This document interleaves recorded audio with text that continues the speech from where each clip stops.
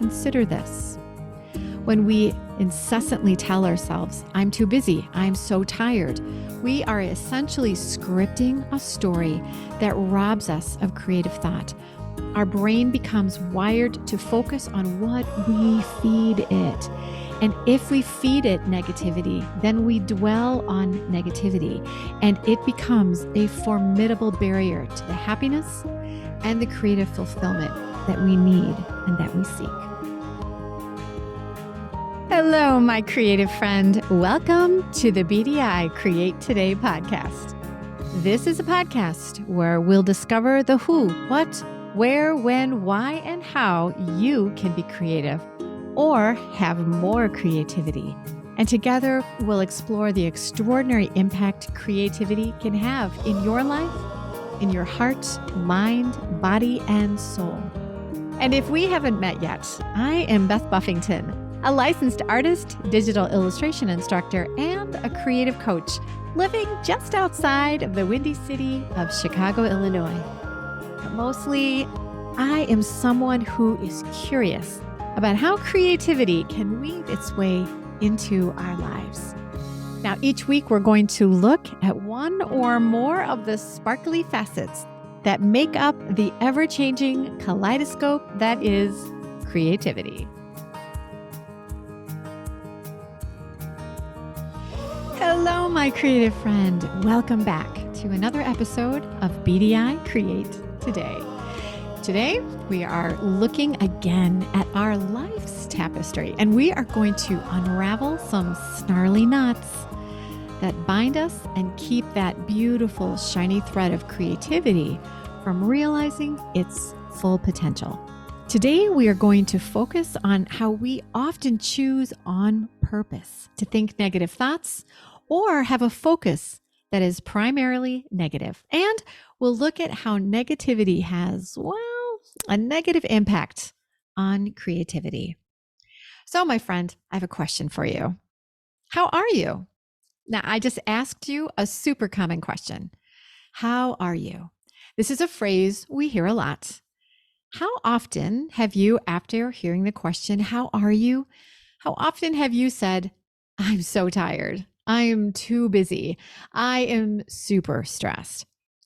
Sadly, these kinds of responses have been rather a badge of honor that we choose to wear, busy, tired, or stressed.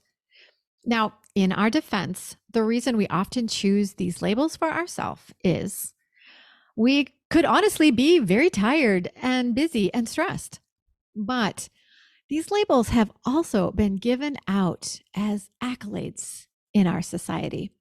If you're busy, tired, stressed, well, you clearly must work harder and most likely have more talent and are probably more successful, right? But come on. Why are these negative labels something we applaud? Does this mean that if you are a hard worker, you have to be too busy? Does this mean that a talented person needs to always be tired? Does this mean that if you want to be a successful person, you have to be overly stressed? When we allow negative emotions to become a primary focus, they can fade, erode, and sometimes erase the creativity we have in our lives. And as we discussed, creativity is as important as good nutrition and sleep. Now, I have often been busy, tired, and stressed, especially when I was a young mother. And I remember one day going to a party shortly after we built our house. And I think my girls, they would have been around 2 and 5 years old. So clearly I had a right to be busy, tired, and stressed, right? I just moved into a new house. I had little girls that were very busy and active. And I had a creative business that was keeping me busy. So I remember that someone came up to me and said, "Hi, how are you?" And my answer to them was, "Oh, I'm so busy." And I remember to this day, the reply I received back was, "Yes, you are always so busy." Now, the reason I remember this snippet of life is that all of a sudden I realized, oh my gosh, I must say, oh, I'm so busy a lot. And oh goodness, was this how I wanted people to remember me? Hey, look, there's Beth Buffington. She's so busy. The reply that was given to me at this party was like a wake up call. And I suddenly thought, wow, that is not the way I want people to see me. I don't want to be unapproachable because I'm always so busy, so tired, so stressed. I believe this was one of the last times I gave myself that label. And I know I started trying to only give that kind of reply when I had a spectacular reason to use it. I decided it would be better to be remembered as someone who was grateful that I had work to do in my creative business. Now, how often do we find ourselves voluntarily wearing these negative labels? Like, I'm busy, I'm tired, I'm stressed. It happens a lot. I'm here to tell you that. Now, I used to work for several years at a creative company that rewarded negativity. You were a better and more loyal employee if you came in early, if you worked late, if you ate lunch at your computer, if you rarely took advantage of vacations, or if you did, you worked through your vacation or during your vacation, and you were expected to come to work sick. I remember being in a meeting one time with someone who was suffering from a horrible migraine headache. Now, we did all of these things because they seemed to be rewarded as much as any creative idea or work that we produced or project that was completed. Our focus was negative, and my friend, my creativity was burned out by the time I finally gave 2 weeks' notice to leave. What if I told you that these labels that we choose to wear are actually chains that are keeping us from the joy and fulfillment that creativity can provide? What we don't realize is that we are unwittingly building barriers around our creativity. I'm busy, I'm tired, I'm stressed. These negative phrases become our focus. And this negativity is what we begin to believe most about ourselves and our capabilities. Our brains, they start to lead with pain. They look for discomfort. Our brains focus on what is not well. And this becomes how we feel. It becomes how we see ourselves. We become the labels of negativity that we wear and often wear with pride because it is often more than a name tag. It sometimes becomes a badge that is noticed and honored by the people that we work with, by the people that we surround ourselves with. It's obvious then, isn't it, that focusing on negativity is not where we should be placing our concentration. What if we could change the way we see and label ourselves? George Carlin once said, "Some people see the glass half full, others see it half empty. I," he said, "see a glass that's twice as big as it needs to be." There's creativity for you, my friend. A glass that is twice as big as it needs to be. Now, our minds are powerful storytellers, and the labels we choose to adopt shape the narrative of our lives. But here's the catch. Focusing on negative emotions or events not only fades or worse, erases access to our creativity, but it also builds walls that confine us from reaching our creative potential. Now, here is a great story to explain what I'm talking about here. I think it's the perfect illustration for what we're discussing. An old Cherokee Indian chief was teaching his grandson about life, and he told the boy, "A fight is going on inside me. It's a fight between two wolves. One wolf is dark, it is evil, it is anger, jealousy, regret, greed, self pity, guilt, resentment, false pride, and ego." And he continued, "The other wolf is a light wolf, and it is good. It is joy and peace and love and hope and humility. It is kindness, empathy, generosity. It is truth, compassion, and faith." Now, Now, he said the same fight is going on inside you, my son, and inside of every other person on the face of this earth. So the grandson pondered this for a moment, and then he asked, Grandfather, which wolf will win? And the grandfather smiled and simply said to the boy, the wolf that wins is the one you feed. Consider this. When we incessantly tell ourselves, I'm too busy, I'm so tired, we are essentially scripting a story that robs us of creative thought. Our brain becomes wired to focus on what we feed it. And if we feed it negativity, then we dwell on negativity, and it becomes a formidable barrier to the happiness and the creative fulfillment that we need and that we seek. Let's pause for a moment for a word from our sponsor. And hey, that would still be me. Are you looking for something new to learn? Something to experiment your creativity on? Well, let me tell you about all the fun the Create Today team is planning in January. First, you are invited to come to my famous free Procreate workshops.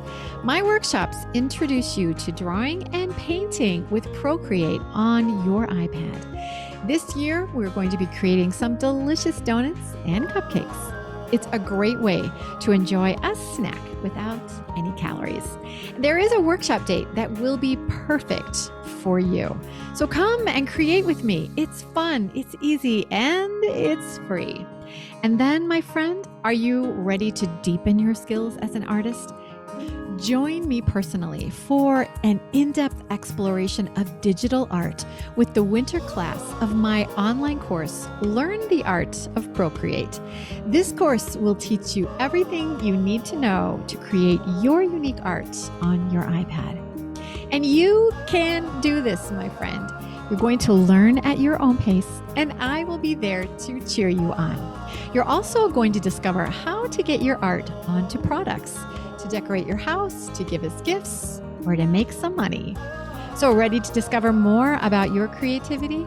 Hop onto my list. Go to www.bdi-create.today and get on my email list. Just go to www.bdi-create.today. Oh, welcome back. Let's return to our discussion about negative thoughts and the labels we choose to wear. Now, remember in episode 1, I told you we would learn how science backs up how creativity can thrive or not thrive in our lives? Well, let's talk about the not thrive part for just a second. Research indicates that negative self-talk can lead to decreased cognitive function and diminished creative thinking. It's like putting blinders on in your mind, limiting your mind of its ability to perceive possibilities and creative solutions. So when your brain tells you you're tired, you're too busy, you are stressed, you believe it. Now, here's the sciencey part. Let's talk about the brain's neuroplasticity. Psychology Today defines neuroplasticity as the brain's capacity to continue growing and evolving in response to life's experiences. Plasticity is the capacity to be shaped, molded, or altered. So neuroplasticity then is the ability for the brain to adapt or change over time by creating new neurons and building new networks. So the ability to reorganize and adapt happens as we respond to life's experiences. So can this work against us when we constantly and consistently focus on negative labels? This negative focus reinforces those neural pathways, kind of like a hiking trail with a lot of use.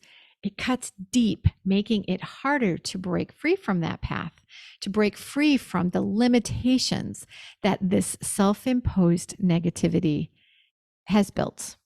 So to put this in everyday language, when you follow a path over and over and over, you build a rut, and sometimes a very deep rut that can be difficult, but my friend, not impossible to turn out of.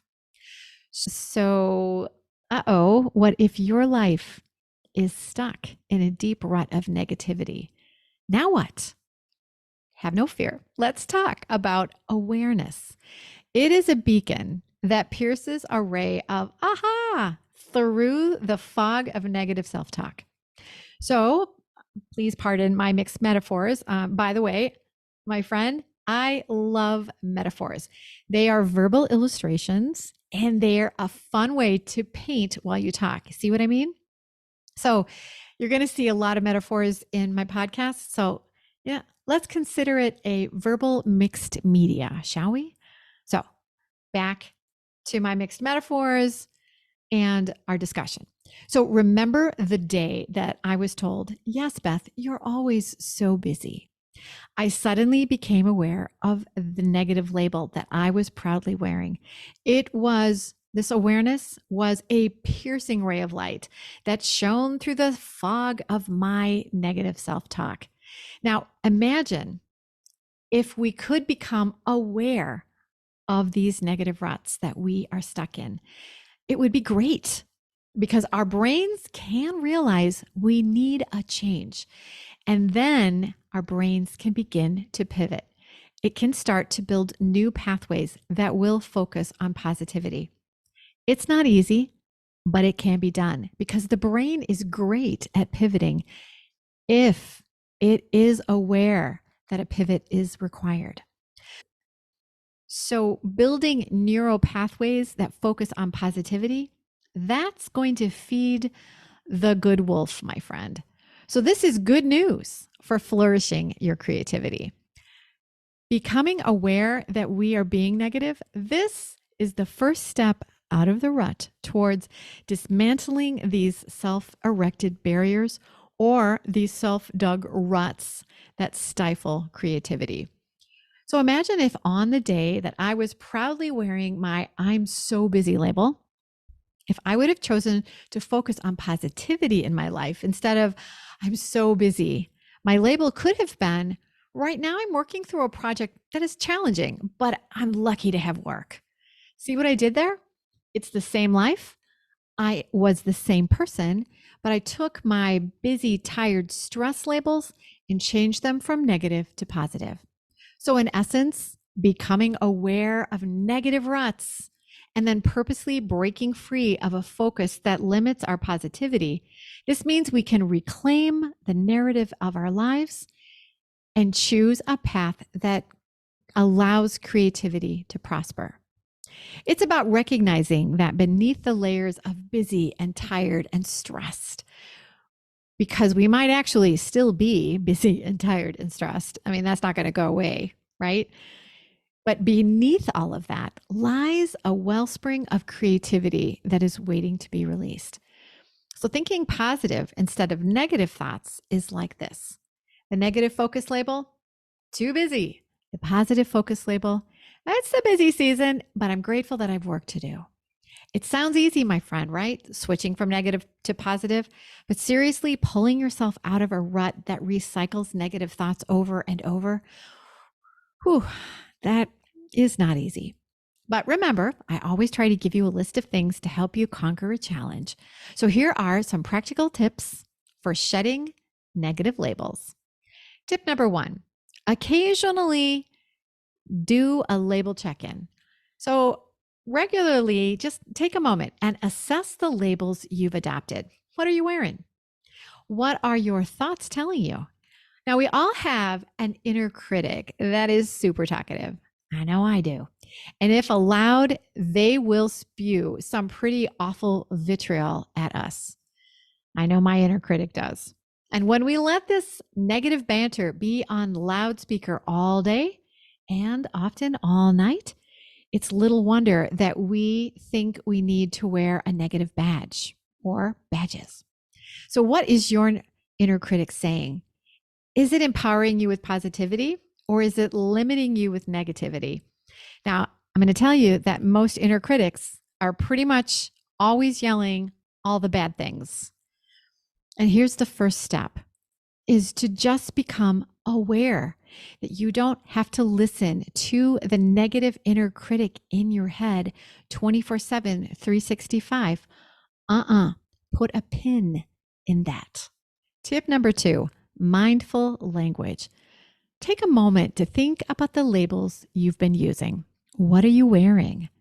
And if you've become aware that the labels you're wearing are pretty negative, purposely replace the I'm too busy with I'm grateful that I have work to do, or I am lucky I'm blessed with a busy season, or let's make hay while the sun shines.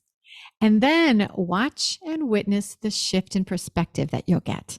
When you start looking at things that you might have thought were causing you problems as something that could actually be a blessing, you'll be feeding your good wolf and you'll start feeling more positive and more creative.